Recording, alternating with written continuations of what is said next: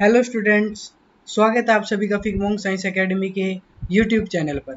हमारी एकेडमी आपको प्रोवाइड कराती है नीट, एनडीए, एनटीएससी और सैनिक स्कूल के कोर्सेज। अभी तक ये हमारे सभी कोर्सेज ऑफलाइन मोड पे चले हुए थे, लेकिन अब हमारे ये कोर्सेज आपको ऑनलाइन पे भी मिल पाएंगे। इसी चैनल पर सभी कोर्सेज के आपको वीडियो मिल जाएंगी और आप अपने सभी कोर्सेज की तैयारी यहीं से कर सकते हैं। तो हमने जो शुरुआत की है वो है हमारा सैनिक स्कूल का जो बैच है वो यहाँ पे शुरू हो चुका है। हम इसमें आपको पूरा सिलेबस कराया जाएगा, पूरा आपको फ्लो चार्ट दिए जाएंगे, आपको प्रीवियस ईयर क्वेश्चन बताए जाएंगे, आपको बताया जाएगा कि एग्ज़ाम में क्वेश्चन को कैसे अटैम्प्ट करना है, कैसे पूरे एग्ज़ाम को अटैम्प्ट करना है। आपको ये सब कुछ यहाँ पे सिखाया जाएगा। समझ पा रहे हो? तो मैं आपको कराऊंगा आपका पूरा सोशल साइंस का सिलेबस। सोशल साइंस का सिलेबस, हर एक क्वेश्चन सैनिक स्कूल में 2 मार्क्स का आता है। हर एक क्वेश्चन को आपने सही से अटैम्प्ट करना है और मैं आपको विश्वास दिलाता हूँ कि अगर आप पूरे सिलेबस को सही से समझते हो तो आपका क्वेश्चन एग्ज़ाम में गलत नहीं होगा। तो चलिए शुरू करते हैं। जो हमारा आज का टॉपिक होगा वो होगा इंडियन कॉन्स्टिट्यूशन। बताया जाएगा कि इंडियन कॉन्स्टिट्यूशन होता क्या है, कैसे काम करता है, इंडियन कॉन्स्टिट्यूशन कब बना, कैसे बना, इस सभी टॉपिक के बारे में यहाँ पे बात होगी। समझ पा रहे हो? तो जो इंडियन कॉन्स्टिट्यूशन है इज़ अ रिटन डॉक्यूमेंट। कैसा डॉक्यूमेंट है? जो हमारा इंडिया का कॉन्स्टिट्यूशन है वो कैसा है? रिटन मतलब लिखा हुआ है। Written document comprises set a written rule. Written rule का मतलब क्या हुआ कि जितने भी रूल और रेगुलेशंस हैं, जितने भी रूल्स हैं वो हमारे इंडियन कॉन्स्टिट्यूशन में लिखे हुए हैं। जितने भी जो लॉ होते हैं, जो पास होते हैं, जितने भी रूल्स हमारे इंडिया में बने हुए हैं, जितनी भी यूनिट्स बनी हुई हैं, ये सब किस में लिखी हुई हैं? हमारी इंडियन कॉन्स्टिट्यूशन में लिखी हुई हैं। फिर आगे बोलता है जो नेक्स्ट पॉइंट है, the constitution of country is a supreme law. Supreme law का मतलब क्या होता है? सुप्रीम का मतलब होता है सबसे ऊपर, सर्वोच्च। आपने सुना भी होगा जैसे सुप्रीम कोर्ट बोलते हैं, सर्वोच्च न्यायालय, ऐसे ही सुप्रीम।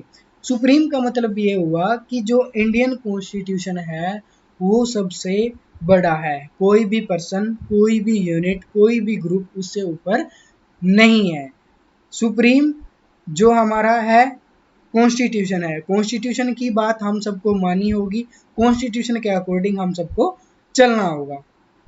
उसके बाद जो थर्ड पॉइंट डाला गया है, accepted by everyone. Accepted by everyone का मतलब क्या हुआ कि हर कंट्री के जितने भी सिटीजन्स हैं सबको वो एक्सेप्ट करना होगा।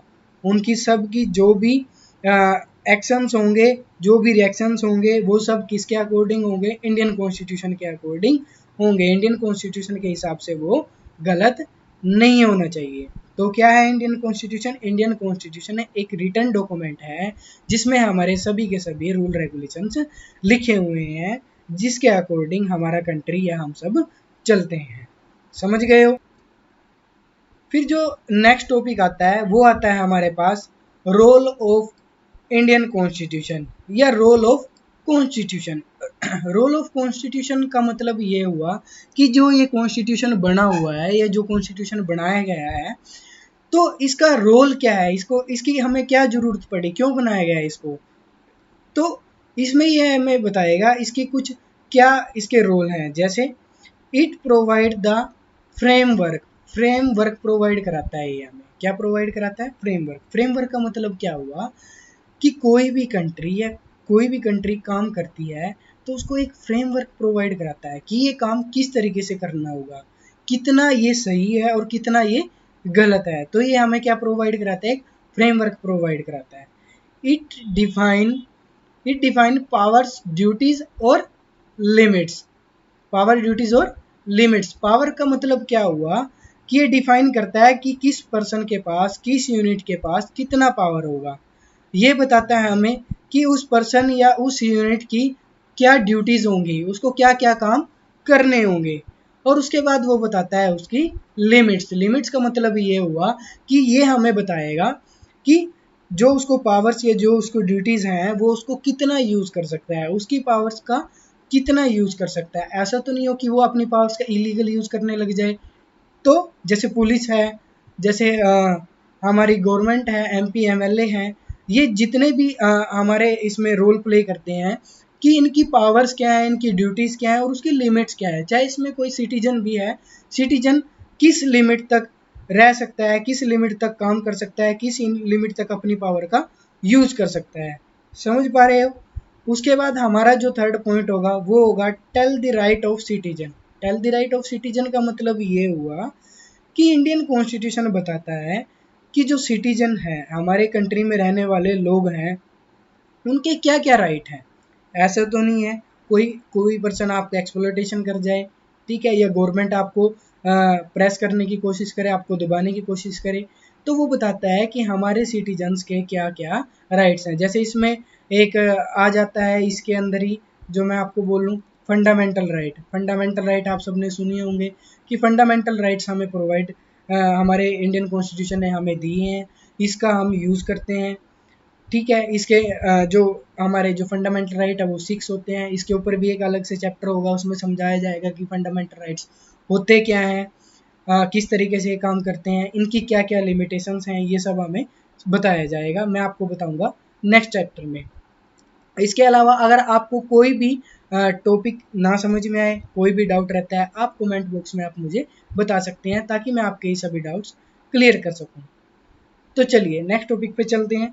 जो जो नेक्स्ट पार्ट है हमारा, वो बताता है कि it describe the rules and regulation. क्या डिस्क्राइब कर रहा है वो?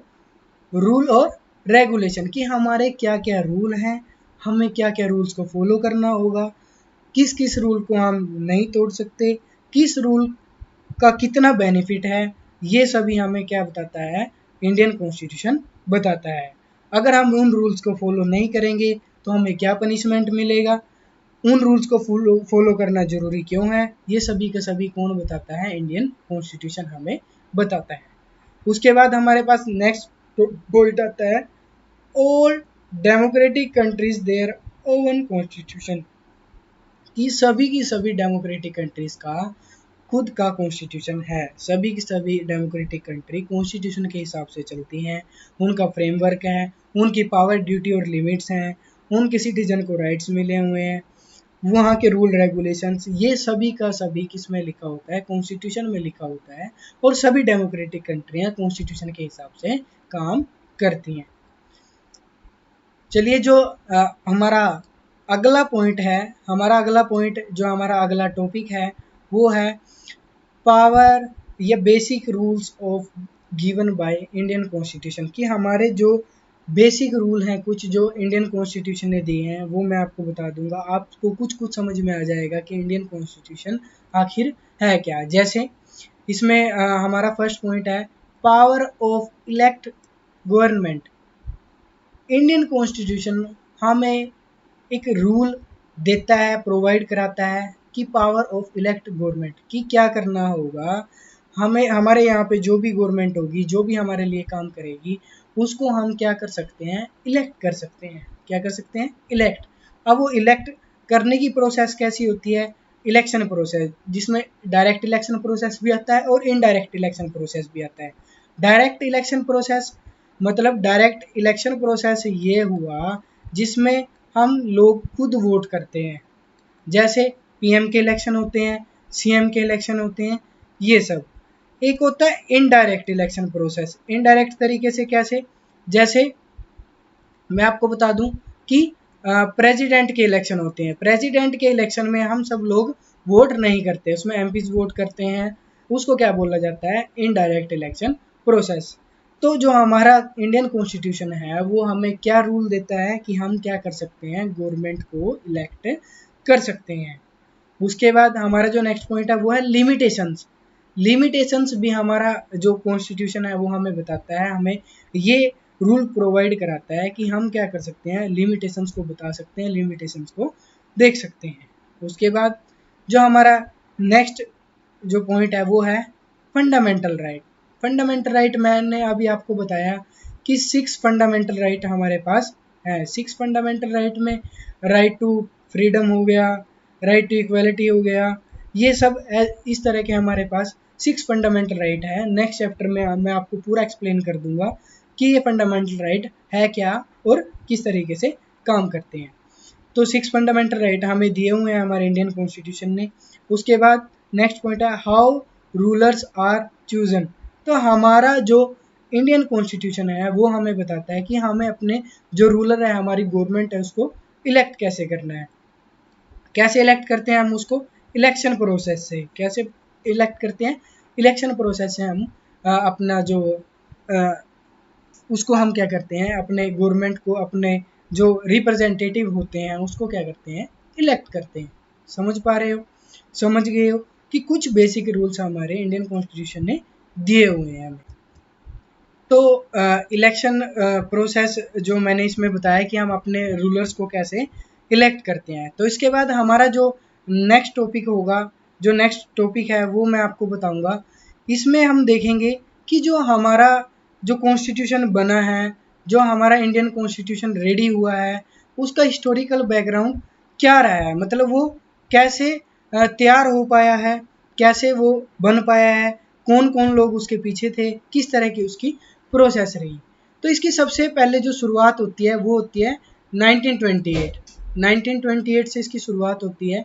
जो हमारे कांग्रेस के लीडर थे मोतीलाल नेहरू और उनके साथ 8 अदर कांग्रेस लीडर क्या करने की कोशिश करते हैं, वो ड्राफ्ट करते हैं किसको, इंडियन कॉन्स्टिट्यूशन को। इंडियन कॉन्स्टिट्यूशन को ड्राफ्ट करने की कोशिश करते हैं फॉर इंडिया, इंडिया के लिए, इंडिया के कॉन्स्टिट्यूशन को तैयार करने की कोशिश करते हैं। ये देखिए मैंने आपको पिक भी दिखाई हुई है साइड में, ये दिखाता है कि ये थे वो मोतीलाल नेहरू, कांग्रेस के लीडर, जिन्होंने शुरू किया था इंडियन कॉन्स्टिट्यूशन का ड्राफ्टिंग वर्क। उसके बाद 1931 में क्या हुआ, कांग्रेस का जो कांग्रेस पार्टी है हमारी अभी भी है, वो कांग्रेस पार्टी 1885 में बन चुकी थी।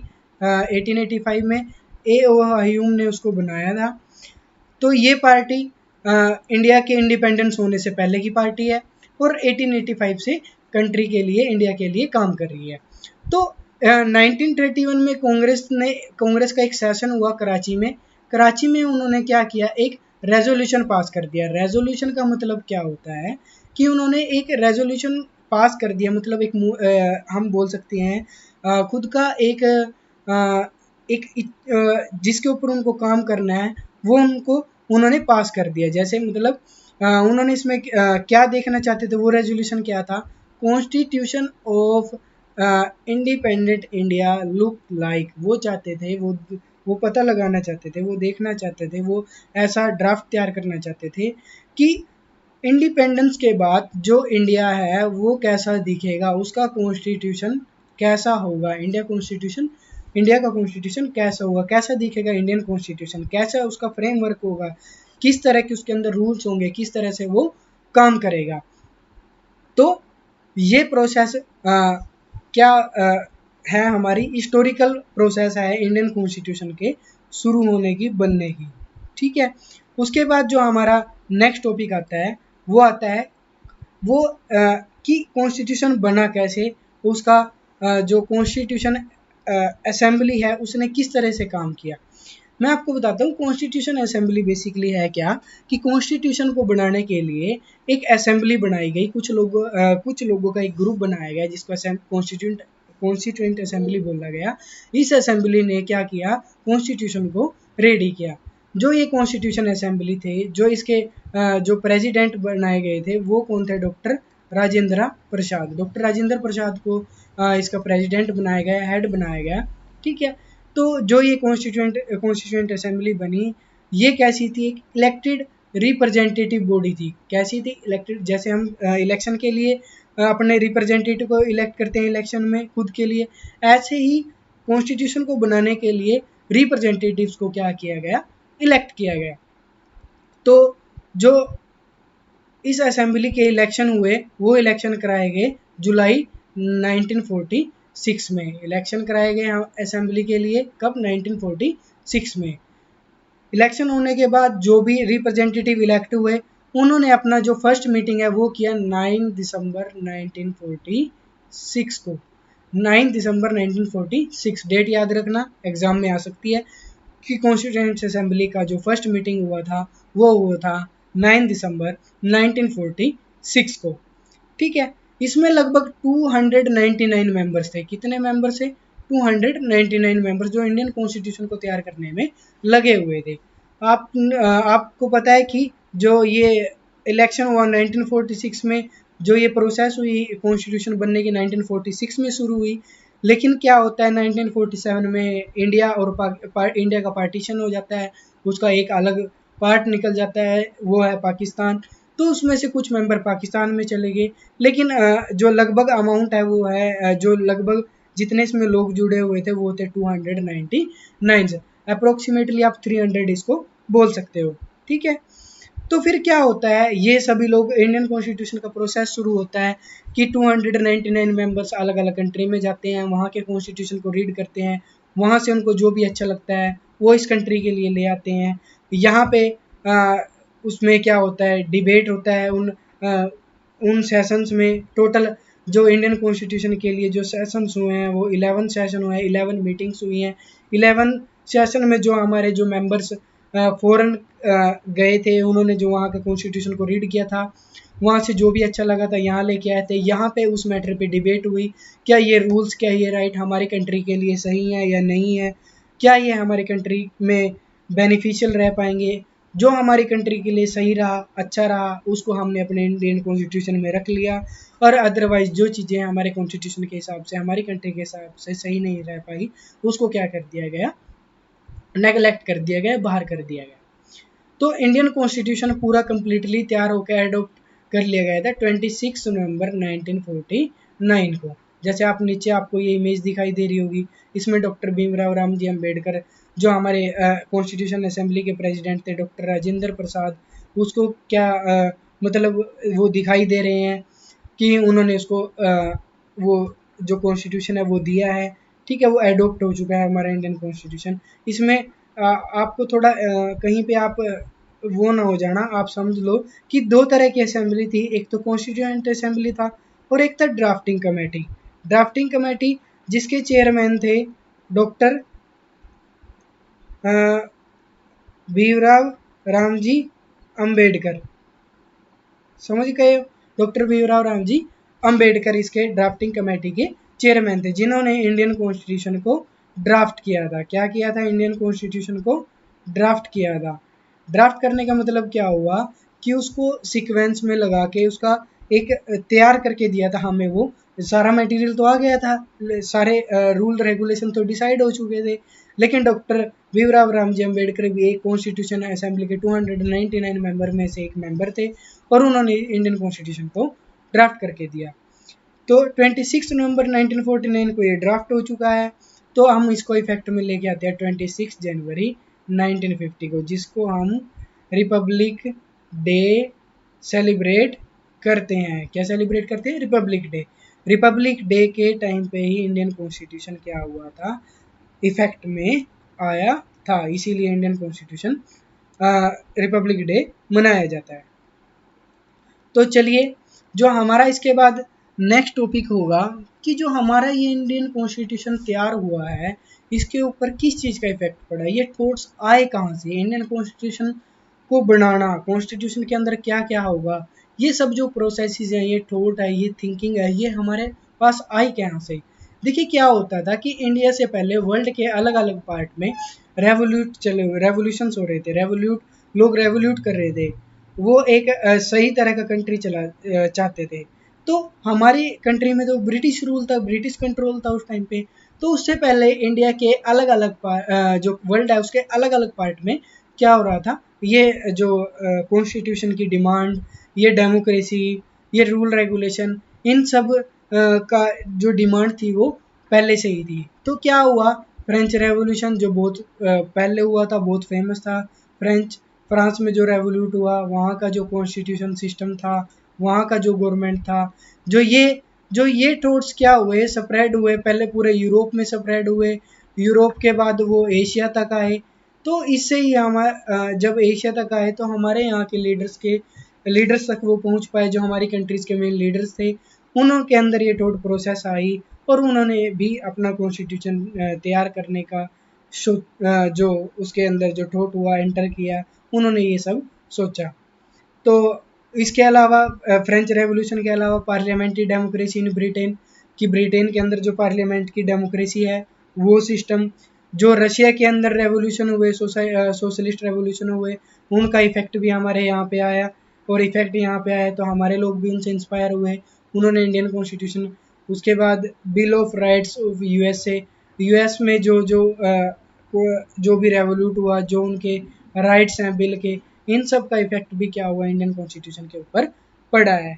इंडियन कॉन्स्टिट्यूशन को तैयार करने में वो थॉट प्रोसेस यहाँ पे भी यूज हुई है। समझ पा रहे हो? तो इसके बाद हमारा जो लास्ट टॉपिक रहता है, जो लास्ट टॉपिक है हमारा, वो है की फीचर्स ऑफ इंडियन कॉन्स्टिट्यूशन, कि इंडियन कॉन्स्टिट्यूशन के क्या क्या की फीचर्स हैं, क्या क्या फीचर्स हैं, ये हमें देखना होगा। वैसे तो काफ़ी सारी उसकी इंडियन कॉन्स्टिट्यूशन की फीचर्स हैं, लेकिन इसमें से मैंने कुछ यहाँ पे लिखी हुई हैं ताकि मैं आपको सही से समझा पाऊँ, आप समझ पाओ। तो पहला की फीचर्स है लॉन्गेस्ट रिटन कॉन्स्टिट्यूशन। इंडिया का कॉन्स्टिट्यूशन वर्ल्ड में, किसमें, वर्ल्ड में लॉन्गेस्ट रिटन कॉन्स्टिट्यूशन है। वर्ल्ड में कोई भी इतना बड़ा लॉन्गेस्ट रिटन कॉन्स्टिट्यूशन नहीं है। दूसरा, फ्लेक्सिबल और हार्ड, दोनों वर्ड का अलग अलग मीनिंग, कि हमारा इंडियन कॉन्स्टिट्यूशन फ्लेक्सिबल भी है। फ्लेक्सिबल का मतलब ये हुआ कि सिचुएशन के अकॉर्डिंग, टाइम के अकॉर्डिंग हम उसमें अमेंडमेंट कर सकते हैं। अमेंडमेंट का मतलब ये हुआ कि उसमें कुछ चीज़ें ऐड की जा सकती हैं, कुछ चीज़ें मतलब कुछ चीज़ों में इम्प्रूवमेंट की जा सकती है। समझ गए हो? कि कुछ रूल्स रेगुलेशन में क्या किया जा सकता है, इम्प्रूवमेंट किया जा सकता है, रूल रेगुलेशंस को बढ़ाया जा सकता है। कि हमारा कॉन्स्टिट्यूशन इतना फ्लेक्सिबल है कि सिचुएशन के अकॉर्डिंग हम उसमें चेंज कर सकते हैं। और दूसरा, हमारा कॉन्स्टिट्यूशन हार्ड भी है। हार्ड होने का मतलब ये हुआ कि हम कॉन्स्टिट्यूशन के बेसिक स्ट्रक्चर में कोई भी चेंज नहीं कर सकते, कोई भी चेंज बिल्कुल भी नहीं कर सकते। तो हमारा कॉन्स्टिट्यूशन फ्लेक्सिबल भी है और हमारा कॉन्स्टिट्यूशन हार्ड भी है। फ्लेक्सिबल मतलब अमेंडमेंट करने के हमारे पास प्रोसेसेस हैं, लेकिन कॉन्स्टिट्यूशन के बेसिक स्ट्रक्चर को हम ना तो चेंज कर सकते और ना ही हमारे पास इसका कोई भी प्रोसेस है। उसके बाद थर्ड पॉइंट आता है, हमारा कंट्री यूनिटरी भी है एंड फेडरल भी है। यूनिटरी का मतलब क्या हुआ कि एक भी है, सेंट्रल पावर है हमारी कंट्री के अंदर, और फेडरल, फेडरल का मतलब क्या होता है, पावर का डिस्ट्रीब्यूशन। पावर का डिस्ट्रीब्यूशन कैसे, कि हमारी कंट्री के अंदर पावर को बांटा हुआ है। सेंट्रल में अलग पावर है, जो स्टेट है, स्टेट में अलग गवर्नमेंट है, अलग पावर है, और जो हमारा जो सबसे लोअर होता है जिसको हम बोलते हैं पंचायती सिस्टम की पावर का क्या है, ऊपर से लेके नीचे तक पावर का डिस्ट्रीब्यूशन किया हुआ है, अलग अलग लेवल पे पावर को डिस्ट्रीब्यूट किया हुआ है। तो हमारी कंट्री फेडरल होके भी यूनिटरी है। कैसी है हमारी कंट्री, फेडरल होके भी यूनिटरी है। समझ गए हो? ये था इंडियन कॉन्स्टिट्यूशन, उसका कॉन्स्टिट्यूशन का बेसिक मैंने आपको समझा दिया है। आपका जो सैनिक स्कूल का सिलेबस है उसमें ये चैप्टर दिया हुआ है। हमें ये चैप्टर इतना ही कवर करना होगा, सही से समझना होगा। इस चैप्टर से जो भी क्वेश्चन आएंगे हमें वहाँ पे सही से अटेम्प्ट करने होंगे। ठीक है, तो उम्मीद है कि आप सभी को ये चैप्टर समझ में आया होगा। अगर इसके अलावा चैप्टर में कोई भी डाउट रहता है, जो कोई भी टॉपिक आपके समझ ना आया हो, तो आप उसको कमेंट कर सकते हो। कमेंट होने के बाद मैं आपको वो चैप्टर या वो डाउट आपका या वो टॉपिक आपका क्लियर कर दूंगा। समझ पा रहे हो? धन्यवाद।